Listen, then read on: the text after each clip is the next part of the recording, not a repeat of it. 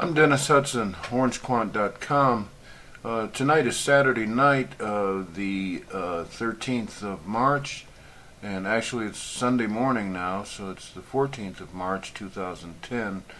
This is Hurricane 12. It's really the wrap-up of the hurricane. I will be doing most likely updates on hurricane from time to time, and those will probably be labeled Hurricane Update 1, Hurricane Update 2, etc.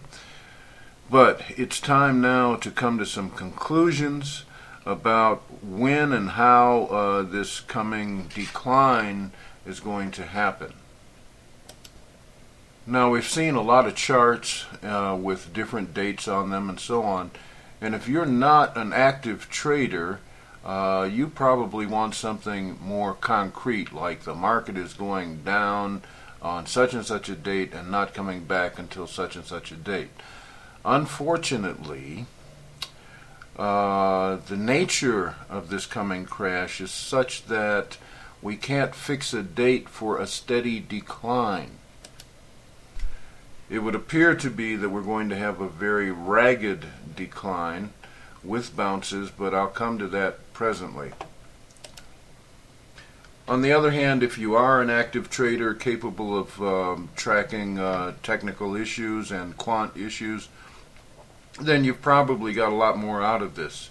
But I'm going to try and lean towards those who don't have those skills for this in this wrap-up of the hurricane.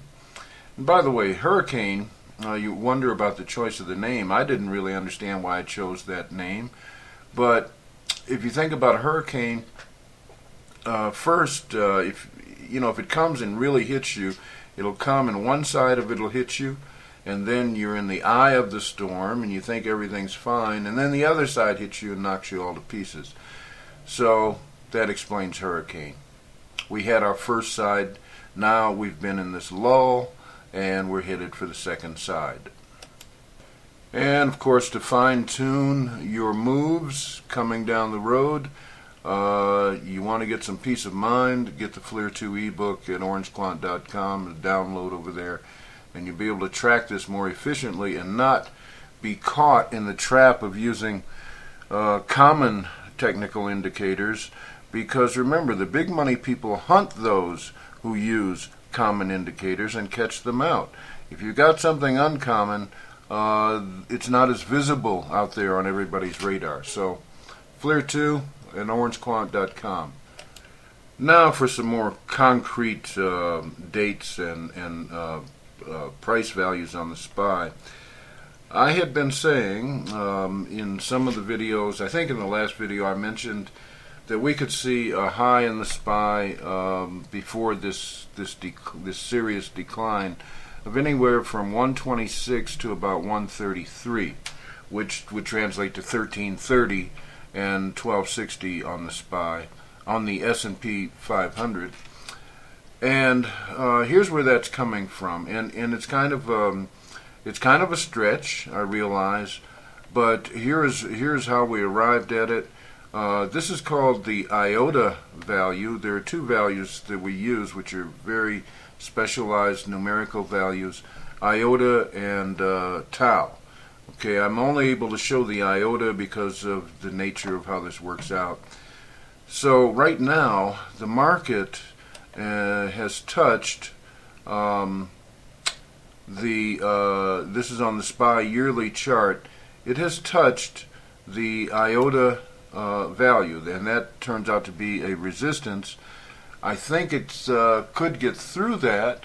Up here there is another iota, believe it or not, those white lines, and that's in the region of 126 to about 133.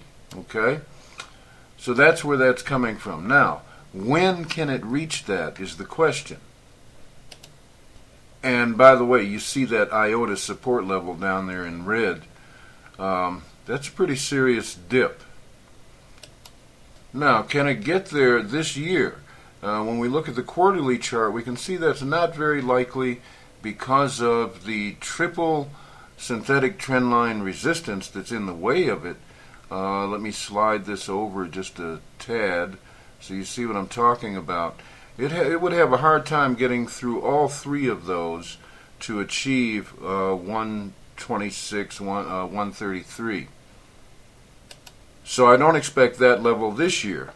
However, if we go out here to this region that I'm circling, okay, this is where after the fall, after the dip down into this area, it could bounce then. And what this is 5 quarters away. This is about the end of June 2011, okay?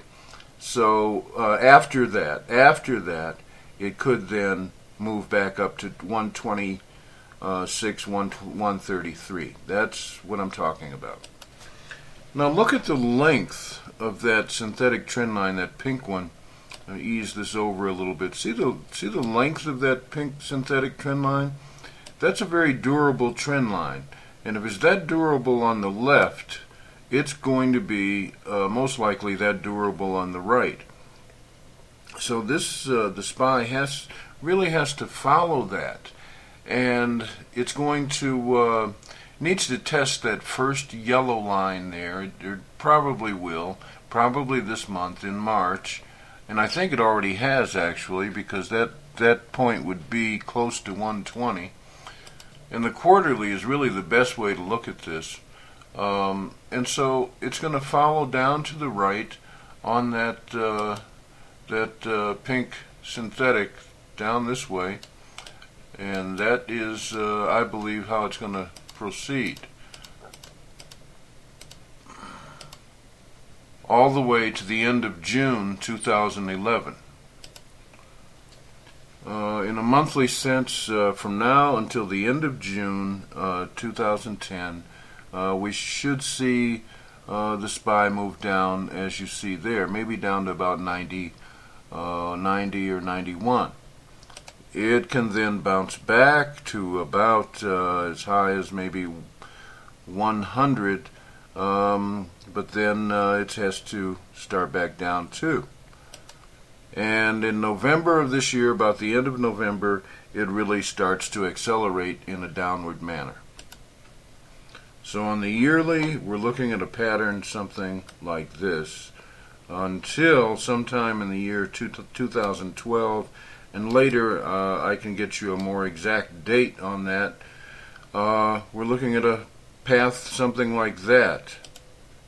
And because it oscillates and doesn't actually stop necessarily at a synthetic trend line, we could see it dip to about 80, or well, maybe about 85 or so by then.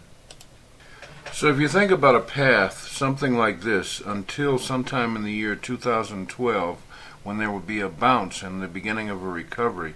And by the way, I'm not really into this thing about the Mayan calendar. That's not where this is coming from. Although, you know, that may have relevance. I don't know. This is just technicals. But here's the picture. Regardless of the time frame you're looking at, whether it's quarterly or monthly or yearly, each succeeding candle may, represent a bounce. It might start out really low and then come back up, but never more than about 50% of the preceding candle. It will never breach 50% until 2012. And then sometime in 2012, you will see a formation where it starts to breach 50% of the preceding candle and should start up at that point. Okay? So that's how I see this. A very ragged but determined decline is coming. And we've got all this overhang of stuff that we covered in the earlier videos, and that is serious stuff that has to be accounted for. Okay, I'm Dennis Hudson at orangequant.com. I hope you found the Hurricane series useful, and I hope it prospers you. We'll see you over there. Go get your FLIR 2 ebook and get yourself some peace of mind. Have a nice weekend and a nice year.